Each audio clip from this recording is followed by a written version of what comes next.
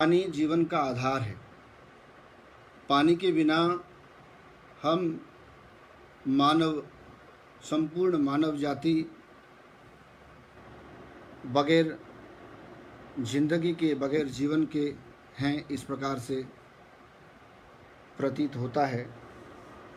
जैसा कि विभिन्न वेद, शास्त्र, पुराण इत्यादि में कहा गया है, आप सूक्त में भी कहा गया है, अलग अलग अभिलेखों में भी कहा गया है पानी के बारे में। और जब हम पानी की बात करते हैं तो वेद में कहा गया है, आपो वा इदम सर्वम इत्याम्नाय प्रमाणतः जलादेवान्न संभूतिर अन्नम ब्रह्मेति च श्रुति। श्रुति में यह कहा गया है कि जल ही जीवन का आधार है। जलादेव अन्न संभूतिर अन्नम ब्रह्मेति च श्रुति, और इसे ब्रह्म का भी नाम दिया गया है। जब वैदिक शास्त्रों में जल की महत्ता को बताया गया तो वेद के समय में कहा जाता था कि वेद अपौरुषेयम वेदः, वेद जो है किसी पुरुष के द्वारा नहीं रचा गया था।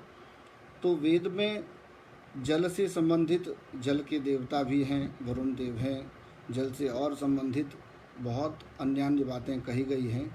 जब वेद की कठिनता को सरलता में बदला गया तो लोक शास्त्र में भी जल की महत्ता पर ध्यान देते हुए वहाँ भी जल की प्रशंसा करते हुए कि जल क्यों इम्पोर्टेंट है, क्या है, तो उसके बारे में कहा गया कि जलम ही प्राणिनः प्राणाः, जलम ही प्राणिनः प्राणाः, जलम शस्यस्य जीवनम, न जलेन बिना लोके सस्य बीजम प्रजायते।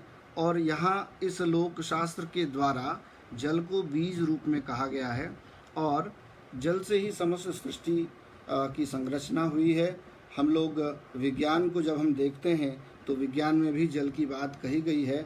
और एक्वेटिक एनिमल के तौर पे विज्ञान में जब हम डार्विन पढ़ते हैं, जब हम विज्ञान की आधारभूत विकास संबंधी रचना और उनके सिद्धांतों को पढ़ते हैं तो वहाँ पे भी हम विकास का जो हमारा प्रारंभिक क्रम है वो जल से माना जाता है।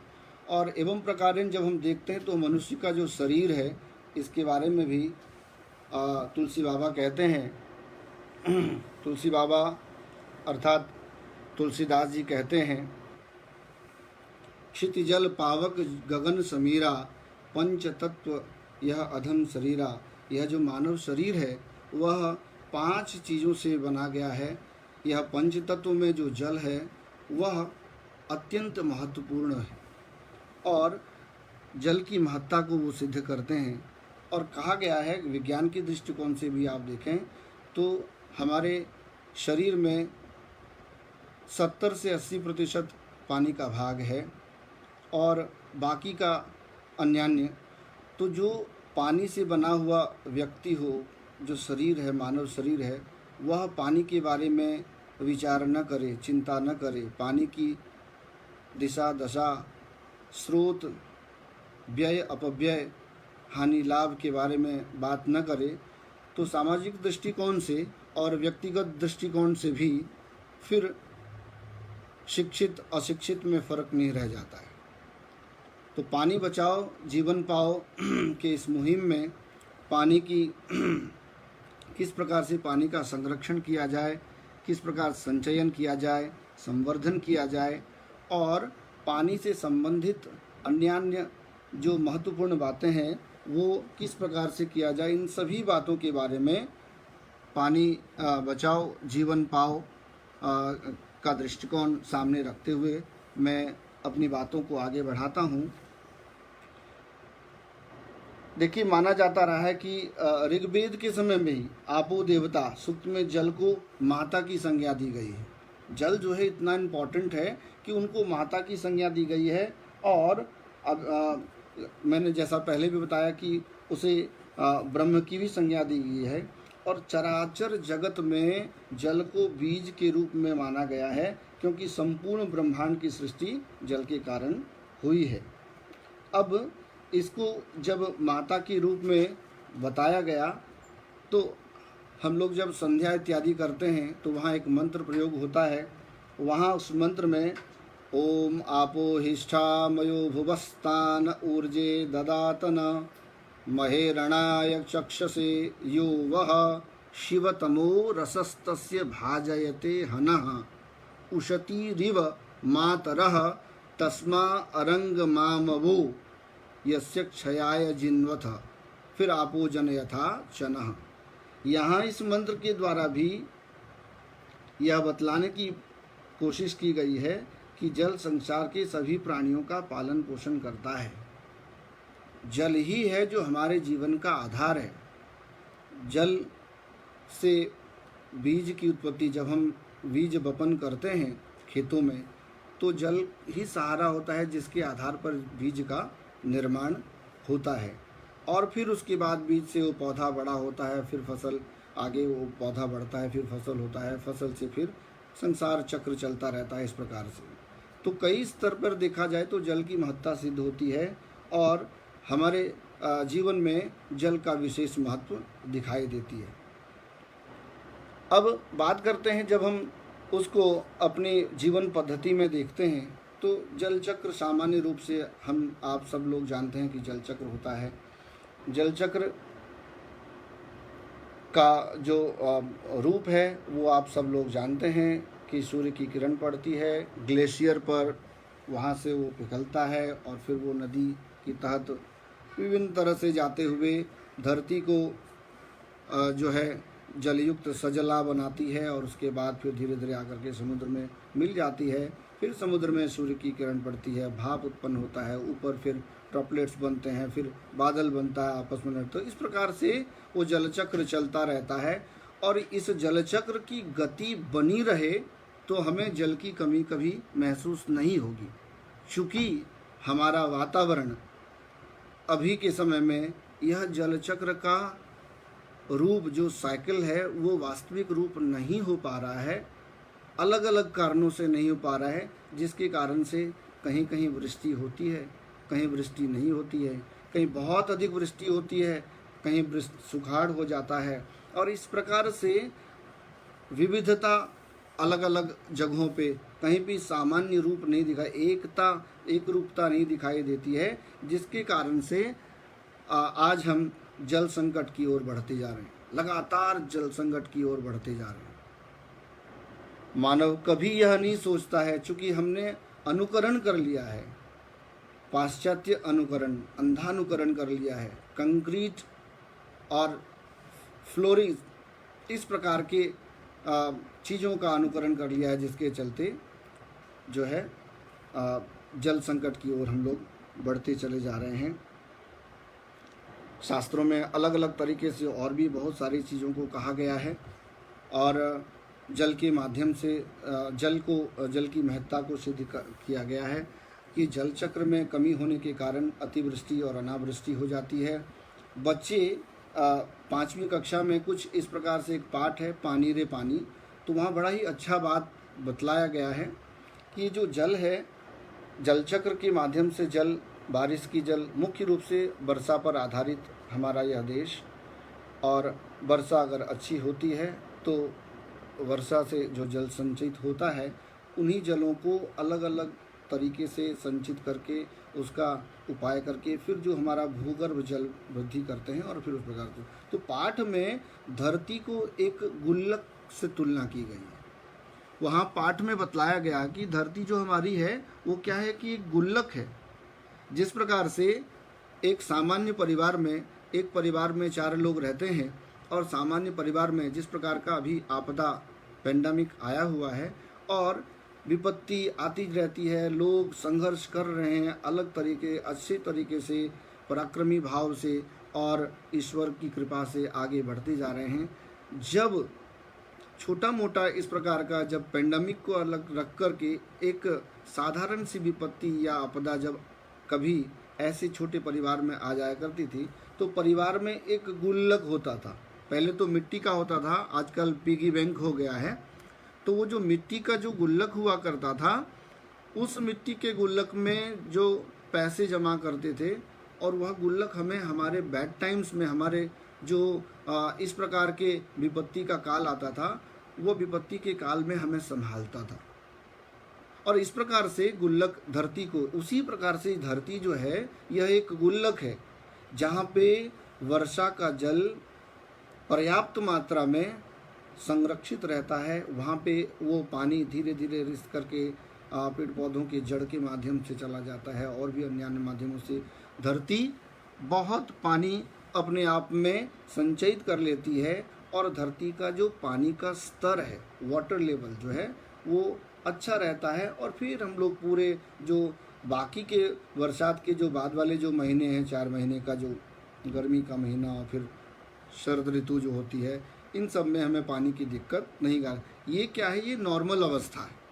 लेकिन अभी की स्थिति में हमारा रहन सहन, हमारा चाल चलन, हमारी संस्कृति, हमारी व्यवस्था बिल्कुल परिवर्तित हो गई है। न तो हम पाश्चात्य हो सके, न तो हम आधुनिक हो सके और न ही हम पारंपरिक हो सके। आज की परिस्थिति में जो व्यक्ति कहते हैं कि जो ध्रुवाणी परित्यज्य अध्रुवाणी निषेवते ध्रुवाणी तस्य नश्यन्ति अध्रुवम नष्टमे, वही जो निश्चित को छोड़ करके अनिश्चित का सेवन करता है उसका निश्चित तो जाता ही रहता है, अनिश्चित कुछ है ही नहीं। यानी कि हमारा जो डेस्टिनी था कि हम भूगर्भ जल को संरक्षित करें, हम इसे कंक्रीट का जंगल बनने से बचाएं, वो न करके हमने क्या किया, सुदूर जितने भी, मैं अगर देवघर की परिप्रेक्ष्य में बात करूं तो देवघर हमारा अच्छा खासा एक स्मार्ट कंक्रीट का सिटी बनता जा रहा है। हम सभी परिवारों में से 2-4 लोग बाहर रहते हैं, देश में रहते हैं, विदेश में रहते हैं, और हमें देवघर कहीं ना कहीं थोड़ा अपने जैसा लगता है कि हमारा लेवल वहाँ थोड़ा मिल जाता है। इसका एक कारण ये भी है कि देवघर वालों ने बाहर के एटमॉस्फेयर को, बाहर के वातावरण के अनुसार अपने आप को वैसा कर लिया, जिसके कारण भी जल, भूमिगत जल जो है उसका स्तर नीचे चला गया। और आज देखिए मोहल्ले मोहल्ले में हर जगह पर, बस्ती की तो बात छोड़ दीजिए, अगर दूसरे मोहल्ले में जो शहर से दूर थे वहाँ भी इस प्रकार की व्यवस्था बन गई है जहाँ पानी 200-400 फुट और न जाने और कितने में। अब तो स्थिति ऐसी हो गई है कि मशीन लगाने भी नहीं देते हैं। वहाँ पे भी राजनीतिकरण होता है, मशीन लगाया जाए न लगाया जाए, लगाने के लिए वो पैसा खाते हैं, न लगाने के लिए वो पैसा खाते हैं, बीच में कहीं थोड़ा गड्ढा हो जाता है, कहीं ज़्यादा। इस प्रकार से जो स्थिति पैदा हुई है ये एक चिंता का कारण है। और इसके पीछे हमारी दुर्बलता, हमारी मानसिक दुर्बलता है, जिसके कारण जल का संचयन संवर्धन नहीं हो पा रहा है। मैं कुछ बात करूं अगर अपने यहाँ पे कर्मभूमि की, तो मैं गुजरात शहर में रहता हूँ। गुजरात का जो भौगोलिक परिदृश्य है, अरब सागर है इधर आसपास, मेरे घर से कुछ 10 किलोमीटर दूर एक सागर है और वहाँ पे दरिया कहते हैं, दरिया, और उसके आसपास इधर यहाँ एक पारंपरिक नदी है, तापी नदी। और यहाँ से थोड़े से दूर में अंकलेश्वर है, एक शहर छोटा सा है, कस्बा जैसा है, और उसके आगे है भरूच, और फिर बड़ौदा आप सब लोग जानते होंगे, और आगे अहमदाबाद। तो यहाँ चारों तरफ गुजरात में नदियों के और समुद्रों से घिरे होने के बावजूद भी स्थिति सामान्य नहीं है। चूँकि जो जनसंख्या में लगातार वृद्धि होती जा रही है, तो जो व्यवस्था है वो व्यवस्था ऐसी पृथ्वी पर सबको करनी है, और उसके चलते जो सघनता बढ़ी है, सघनता बढ़ने के कारण पृथ्वी का जो जल है वो लगातार दोहन होता जा रहा है। इसके साथ ही साथ औद्योगिक विकास, आप एक अच्छे शहर में गिनती कराने के लिए उद्योग का विकास होना बहुत ज़रूरी है।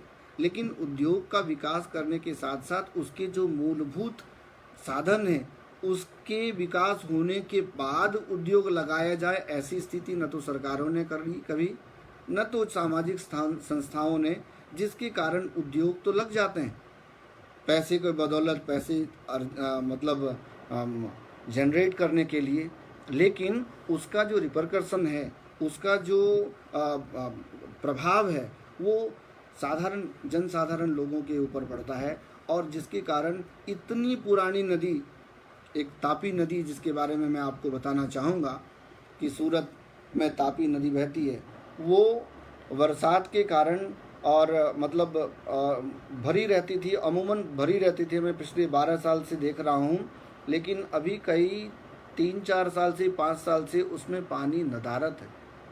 इतनी चौड़ी लंबी नदी, और चौड़ा होने से नदी क्षय हो जाता है। चौड़ा नदी जब चौड़ी हो जाती है तो उसका वेग, उसका जो स्पीड है वो भी कम हो जाता है। इतनी चौड़ी हो गई है, अब तो लोग वहाँ पे उसके भूभाग में कुछ लोग क्रिकेट खेलने लगे हैं, कुछ लोग और कुछ काम करने लगे हैं। वो नदी नदी नहीं रह गई है, कुछ एक मीटिंग प्लेस हो गया है, स्पॉट हो गया है, इस प्रकार से। तो नदी का वास्तविक रूप समाप्त होता जा रहा है। दरअसल वहाँ से एक वाटर लॉगिंग होता था। अगर हम थोड़ा इतिहास की बात कर लें इसी के साथ साथ, तो यहाँ सूरत में मगदल्ला पोर्ट हुआ करता था। इतिहास बताता है कि यहाँ पुर्तगीज़ आते थे, और भारतवर्ष का जो अगर हम पुराना इतिहास देखें तो गुजरात में प्रारंभिक तौर पे जो व्यवसाय शुरुआत हुआ, चाहे वो मुग़ल का समय हो, चाहे अंग्रेज़ों का समय हो, पुर्तगीज़ का समय हो, तो उस समय वो जल के अच्छे स्रोत होने के कारण यहाँ पर व्यापार प्रारंभिक तौर पे ही, प्रारंभिक समय से ही रहा है। उसका एक छोटा सा उदाहरण यहाँ पे एक पोर्ट है जिसका नाम मगदल्ला है।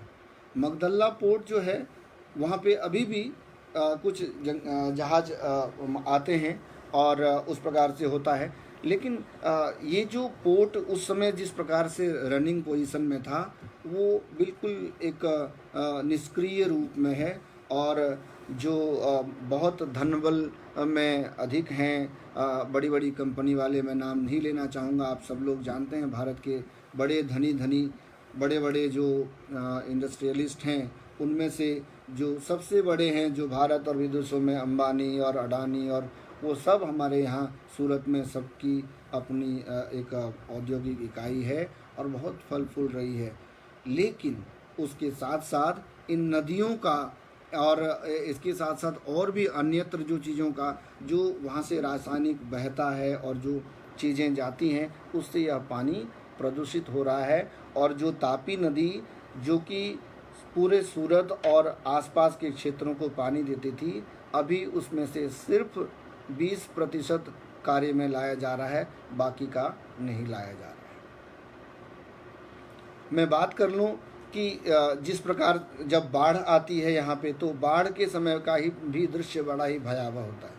उसमें भी क्या होता है कि जो पानी का लेवल बढ़ जाता है उस समय, और पानी का लेवल बढ़ने के कारण जो यहाँ से थोड़ी दूर पे उकाई डैम है, वह बहुत बड़ा डैम है, सूरत का, इनफैक्ट गुजरात का बड़ा डैम माना जाता है।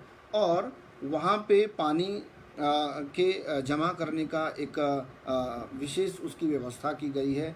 न्यू टेक्नोलॉजी डेवलप किए गए हैं, और जिसके चलते वो पानी को रोक भी सकता है, पानी को डाइवर्ट भी कर सकता है। और यहाँ पे एक कमिश्नर हुआ करते थे बाढ़ 2006 के आसपास में, और उन्होंने यहाँ के ड्रेनेज सिस्टम को इतना तगड़ा कर दिया है, यहाँ की और भी व्यवस्थाएं इतनी अच्छी कर दी है, जिससे कि जो दिक्कतें हैं वो थोड़ी कम हो गई। आम जनसाधारण लोगों को इतनी दिक्कतों का सामना नहीं करना पड़ता है, और जो झुग्गी झोपड़ियों में रहते हैं, स्लम में रहते हैं, नदी के किनारे रहते हैं, समुद्र तट पर रहते हैं, उन लोगों को, थोड़े बहुत लोगों को दिक्कत ज़रूर होती है, लेकिन मासेस को दिक्कत नहीं आती है because of technology, because of इसमें एक बात मैं और जोड़ना चाहूँगा कि यहाँ का जो परिवेश है, यहाँ का जो परिवेश है, उसमें थोड़ी ईमानदारी का परिवेश है। लोग ईमानदारी से टैक्स भरते हैं, लोग ईमानदारी से चीज़ों को, जो सरकारी संयंत्र हैं उनमें पैसा देते हैं, तो सुचारू रूप से चलता है, जिसके कारण यहाँ का जनसामान्य बिल्कुल विकसित और प्रसन्न दिखाई देता है। मैं बात कर लूँ यहाँ के सूरत म्यूनिसिपल कॉरपोरेशन की, जिसकी महती भूमिका है, चाहे वो जल संरक्षण की भूमिका कर लीजिए, चाहे वो शहर का स्वच्छता का अभियान देख लीजिए, जिसके कारण भारतवर्ष में सूरत का नाम रहा है स्वच्छता में। थोड़ी बहुत चीज़ों को छोड़ दिया जाए, लेकिन कमोबेश बहुत स्वच्छ, सुंदर स्पष्ट शहर है। लेकिन यहाँ पे जो अव्यवस्थाएं हैं, जो दिक्कतें हैं, वो यही दिक्कतें हैं जब बाढ़ आता है तो बाढ़ के समय में जो वाटर लॉगिंग का जो है, ये चूँकि ये जो तापी नदी है वहाँ से वाटर बैकलॉग करने के लिए, वो वाटर के लिए वो होता था, वो चीज़ें नहीं हो पाती हैं, जिसकी वजह से जो आसपास का इलाका है वह पानी से भर जाता है और उसकी व्यवस्था नहीं हो पाती है, जिसके कारण वो लोग दिक्कत में पड़ जाते हैं। तो पानी जो है, पानी का महत्व लोगों को समझना चाहिए। जैसा सूरत म्यूनिसिपल कॉरपोरेशन ने यहाँ पे अलग अलग तरीके से इसको चैनलाइज करने की कोशिश करी है। हमारे मित्र ने कहा था कि हमारे आसपास की व्यवस्था कैसी है उसके बारे में बातचीत करने के लिए, इसलिए मैं थोड़ा सूरत के बारे में बता रहा हूँ। यहाँ पानी की पानी, चूँकि खारा पानी ज़्यादा है, मीठा पानी कम है, तो मीठे पानी की व्यवस्था सूरत म्यूनिसिपल कॉरपोरेशन की तरह जिस प्रकार से अन्य क्षेत्रों में की जाती है उस प्रकार से किया जाता है। यहाँ 75 MLD और 4 जल उपचार केंद्र है, 3 ESIR संयंत्र लगाया हुआ है। अच्छा, उसके बाद वर्षा जल का भंडारण करने का अलग अलग तरीके से चैनल बनाया गया है। मैं बात कर रहा था इंडस्ट्री की, तो यहाँ पे हजीरा क्षेत्र है। हजीरा क्षेत्र समुद्र से बिल्कुल लगा हुआ क्षेत्र है, जो इंडस्ट्रियल बेल्ट है। वहाँ पे एक बड़ा सा वो संयंत्र लगाया गया है जो वाटर प्यूरिफिकेशन करता है। इस प्रकार से सूरत के अलग अलग जो समुद्र से या नदी से सटे हुए जो इलाके हैं, वहाँ पे 4-5 जगहों पे इस प्रकार का संयंत्र लगाया गया है। एक जगह अमरोली है, अमरोली में भी इस प्रकार का वाटर प्यूरिफिकेशन लगाया गया है। और उसको हम लोग कहते हैं, वो एक आर्टिफिशियल, जिसको खारे पानी से मीठा पानी, वो सैलिन वाटर बना देने का जो है संयंत्र, बड़ा महंगा होता है, सभी जगहों पे अफोर्ड नहीं कर सकते हैं। लेकिन सूरत में ये चीज़ें देखने को मिलती हैं, जिससे पानी की समस्या थोड़ी बहुत कम हो जाती है। लेकिन फिर भी खारा पानी ज़्यादा है, मीठा पानी कम है। लोग यहाँ भी लापरवाह हैं, उसी प्रकार से लोग यहाँ पर भी पानी को बचाने के प्रति इस प्रकार स्नेह नहीं रखते हैं, जिसके कारण आने वाले दिनों में यहाँ भी पानी की समस्या बिल्कुल हो सकती है। इसका हमें संदेह हमेशा रहता है। यहाँ पे रिसाइकिल, रीयूज़ और स्टॉर्म वाटर का भी प्रक्रिया किया जाता है।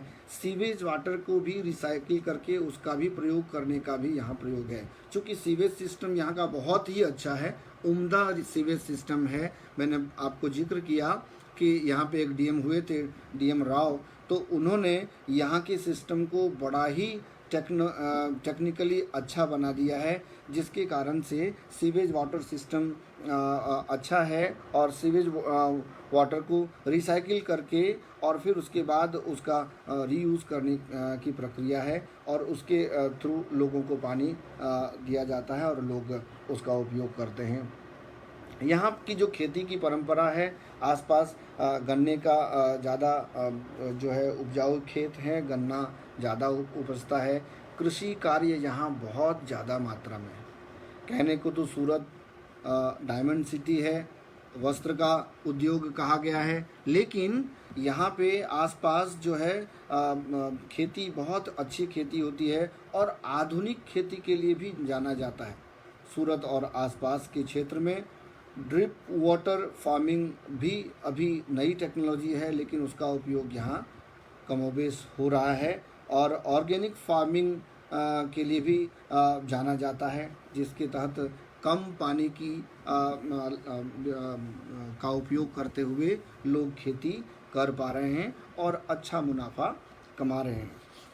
मैं बात कर रहा था कि जो पानी है, पानी को की जो ये समस्या है, कमोबेश जब हम पानी नहीं बचाते हैं, जब हम वाटर को, अपने सिस्टम को बचाने के लिए हमें जो भूगर्भ जल है उसको बचाना बहुत ज़रूरी है। आज अगर हम अपने शहर देवघर की बात करें तो वहाँ देवघर में लगभग हर एक मोहल्ले में पानी की जो किल्लत है, चाहे वो चापाकल का सूख जाना, चाहे नल में पानी ना आना, वो फुस फुस करते हुए आवाज़ आना, और फिर तो इस प्रकार से जितने भी मोहल्ले और वो उन जगहों पे पानी की कमी का कारण आप सब लोग जानते हैं कि जो धरती जो है वहाँ पे जल का स्तर जो है वो बहुत नीचे चला गया है, और नीचे चले जाने के कारण हमें पानी मिलता नहीं है, और जिसके कारण जो है जल संकट हमेशा के लिए बना रहता है। अभी ज़रूरत इस बात की है, हर एक व्यक्ति की भूमिका होनी चाहिए। निसंदेह हर एक व्यक्ति जुड़ा हुआ है और हर एक व्यक्ति की ये भूमिका होनी चाहिए। सबसे पहले हमें इनको कुछ बिंदुओं को ये बांध लेना पड़ेगा, गांठ देना पड़ेगा, कि गांठ लगा देना पड़ेगा कि हमें इस प्रकार से पानी के लिए जागरूक रहना है और बचाना है। मैं थोड़ी बात कर लूँ, सटे हुए हमारे गुजरात से बिल्कुल सटा हुआ हमारा एक राज्य है राजस्थान। आप सब लोग राजस्थान के बारे में जानते हैं, और जाने के बाद भी आप जब लौट के आएँ राजस्थान से, उसके बाद भी हम लोग क्या करते हैं, हमारा एक व्यू रहता है कि राजस्थान मतलब सुखाड़, पानी नहीं है, माने वहाँ बिल्कुल कुछ पानी नहीं है, बड़ा मुश्किल है, वो तो सब रेगिस्तान ही है। नहीं नहीं, ऐसी बात नहीं है। राजस्थान में पानी है और रेगिस्तान भी है, लेकिन रेगिस्तान जैसे कि जैसलमेर वगैरह जो क्षेत्र है वहाँ भी आज के डेट में वहाँ, और जितने भी सामाजिक संस्था है, सरकारी संस्था है या व्यक्तिगत तौर पे वहाँ पे लोग परंपरा को मानने वाले हैं। तो पारंपरिक तरीके से जितने भी जल को बचाने का जो उपाय है आज भी जीवित है, और उसके कारण वहाँ जो जल संचयन होता है और उसके तहत वो खेती भी करते हैं, अपनी बागवानी भी करते हैं।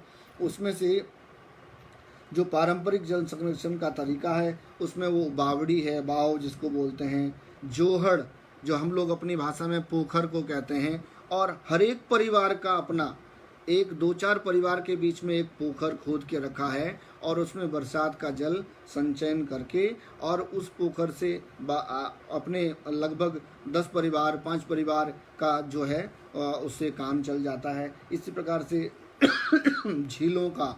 झीलों को का शुद्धिकरण करके, आप सब लोग जानते हैं राजस्थान झीलों का शहर भी कहा जाता है। उदयपुर राजस्थान मुझे जाने का सौभाग्य मिला है, आप में से भी कई लोग गए होंगे उदयपुर। वहाँ पे झील आजकल तो टूरिस्ट प्लेस बन गया है, लेकिन उस झीलों के द्वारा भी जो पानी की आपूर्ति होती है राजस्थान के कई शहरों में, तो वो भी जल के विशेष स्रोत माने जाते हैं।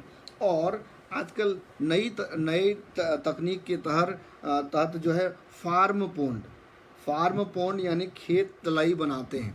वो लोग जो खेती करते हैं, जहाँ पे मुश्किल होता है खेती करना, तो वहाँ पे खेत तलई के नाम से जो खेत के आसपास एक फार्म पॉन्ड बना लेते हैं और उसमें पानी जमा करके रखते हैं और उसके थ्रू खेती बाड़ी करते हैं, और बहुत अच्छी पैदावार हो रही है। और जहाँ एक तरफ सूखे का रिपोर्ट आता है, उसी सूखे इलाकों में इस प्रकार से पारंपरिक तरीकों से जल संचयन करके वहाँ पे लोग खेती भी कर रहे हैं, अपना अच्छा सुखद जीवन यापन भी कर रहे हैं।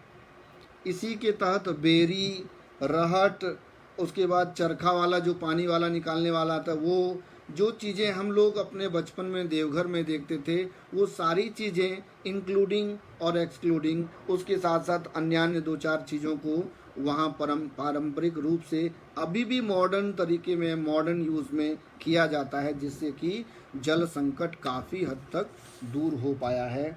इसमें खड़ीन तकनीक भी के द्वारा भी खेती की जाती है, जिसका आप लोग वहाँ पे अब देखिए, जल संकट इतना ज़्यादा गहरा हो गया जिसके चलते जल शक्ति मंत्रालय बनाना पड़ गया सरकार को। जल शक्ति मंत्रालय बनाने के पीछे कि जल का संचयन, जल का संवर्धन किस प्रकार किया जाए, उस पर पॉलिसीज़ बनती है और पॉलिसी कागजों में ही सिमटी रह जाती है। जब तक व्यक्तिनिष्ठ पॉलिसी न बने, नीति न बने, हर एक व्यक्ति सेल्फ मोटिवेटेड न हो, तब तक यह परंपरा, यह आधुनिकता, यह उपनिवेशवाद धरी की धरी रह जाएगी। इसलिए हर एक व्यक्ति को जल के लिए समर्पित होना पड़ेगा। समर्पित होने का मतलब होता है मैं अपने 4 लोगों के परिवार के लिए उत्तरदायी हूँ। यदि मैं 4 लोगों के लिए उत्तरदायी हूँ तो हर एक दिन अपने परिवार में अपने से छोटों को, अपने से समकक्ष को पानी के महत्व को समझाएं।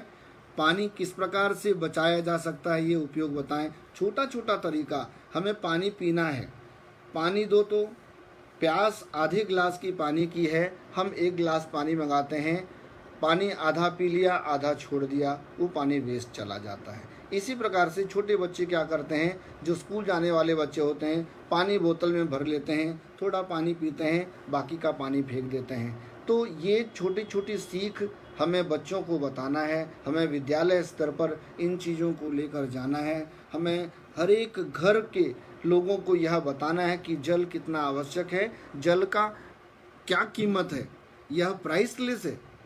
आज आंकड़े तो मैंने नहीं बताए, पिछले कई जो है श्रृंखलाओं में आंकड़े बताए गए हैं, मैंने आंकड़ों को नहीं बताया। ये 1% शुद्ध जल जो है ये निश्चित तौर पे ये कोई भी गोल्ड, कोई भी प्लेटिनम, किसी भी डायमंड से बहुत ज़्यादा महत्वपूर्ण है हमारे जीवन में। जो बच्चे अभी धरती पर आए हुए हैं, उन बच्चों का जो जीवन आगे चलेगा, उनके लिए पानी नहीं होगा तो वो हमें कोसेंगे कि हमारे पूर्वजों ने, हमारे जो फोर फादर्स थे, उन्होंने इस प्रकार का कुछ भी काम नहीं किया, कोई भी व्यवस्था नहीं किया जिससे कि जल के बारे में रखा जाए, और फिर वो जल विहीन हो जाएंगे और उनका जीवन बिल्कुल नारकीय हो जाएगा। इसलिए जल के बारे में संवेदनशील होना बहुत ज़रूरी है, हर एक व्यक्ति को ज़रूरी है। जो आवश्यक बातें हैं वो जल के रूप में वो मैंने आप लोगों से शेयर किया है। अब जो बात हमारे समाज शहर में आप सब लोग जागरूक हैं, आप जानते हैं कि किस प्रकार से जल का संरक्षण हो सकता है। सबसे पहला काम है स्वच्छता। जितने भी जलाशय, जल स्रोत इत्यादि हैं जो पारंपरिक हैं, अभी जितने चले गए उसके जो बीत गई सो बात गई। जहाँ पे मल्टीप्लेक्स बन गया, जहाँ डुप्लेक्स बन गया, जहाँ धर्मशाला बन गया, जहाँ पे बिल्डिंग बन गए, उनकी बात हम न करें, उनके बारे में बात विवाद संवाद न करें, बल्कि जो अभी है उसके संरक्षण संवर्धन पर अगर हम व्यक्तिगत रूप से, सामाजिक रूप से अच्छे बड़े छोटे सभी लोगों के साथ लेकर के यदि 1 सप्ताह में 1 दिन भी 2 दिन भी इस विषय पर कार्य अगर होता रहे तो मुझे विश्वास है कि हमारे देवघर में, हमारे समाज में जल की कमी कभी नहीं होगी, जल संकट कभी नहीं होगा।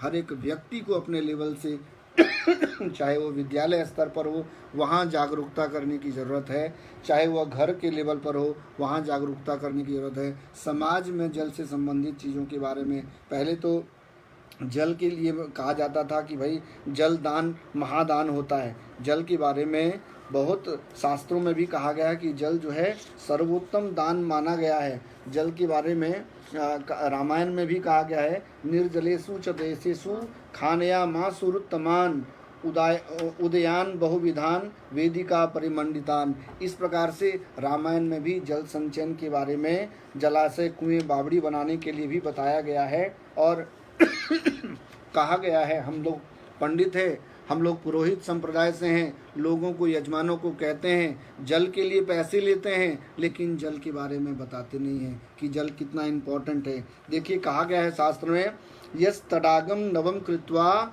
जीर्णम वा नवताम नयेत सर्वम कुलम समुद्धृत्य स्वर्ग लोके महीयते। यानी कि जिसने तडाग यानी कि तालाब का निर्माण कराया, कुएं का निर्माण कराया, या फिर जो तालाब, कुएं या जो पानी के जो स्रोत हैं, जीर्णम व नवताम नयेत, अगर वह जीर्ण शीर्ण अवस्था में है, टूटा फूटा अवस्था में है, दब गया है, किसी ने दबा दिया है, मैं इंगित करना चाहता हूँ मानसरोवर की तरफ, अगर किसी ने ऐसा कर दिया है तो सर्वम कुलम समुद्धृत्य स्वर्गलोके महीयते। और यदि उसको किसी ने रेस्क्यू करवा दिया, किसी संस्था ने, किसी व्यक्ति ने, किसी सामाजिक कार्यकर्ता ने, लोगों ने मिल करके अगर करवा दिया तो स्वर्गलोके महीयते, उनका परम धाम, परम मोक्ष, स्वर्ग इत्यादि में उसका वास होता है। इस प्रकार हमारा शास्त्र कहता है।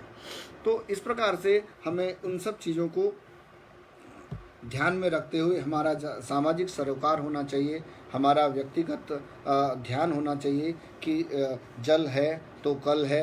अगर हमारे कल को बचाना है तो जल को बचाना बहुत ज़रूरी है, आवश्यक है। हम सभी लोग देवघर से इतने जुड़े हुए हैं और आप चाहे कहीं चले जाएं, देवघर की याद आपको छोड़ती नहीं है।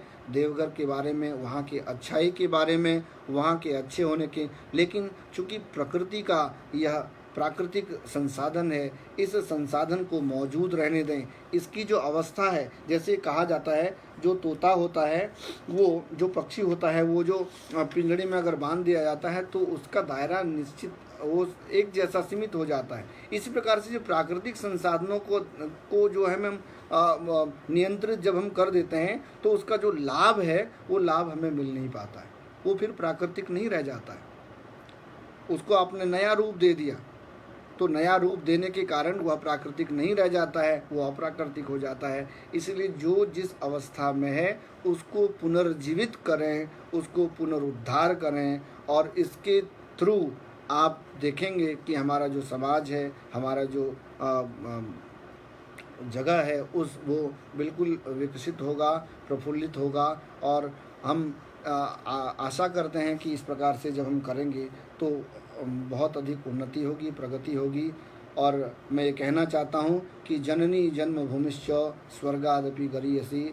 हम जैसे एक अधने से व्यक्ति जो कि अपने शहर से दूर रह करके जब इतनी चिंता, जब इतना फिक्र, मेरी छोटी एक बेटी है उसको मैंने अपना सिखाया है कि किस प्रकार से वाटर टैप खोलना है, कितनी देर तक खोलना है, ब्रश करते हुए टैप को बंद रखना है, जब कुल्ला करेंगे तब हम टैप खोलेंगे। इस प्रकार से छोटे छोटे चीज़ों पर जब आप बच्चों को, हमारा जो कल है वो बच्चा है, हमारा जो कल है, जो आने वाला जो यंग जनरेशन है वो है, उसको जब हम शिक्षित करेंगे तो एक बार आपने बता दिया, बार बार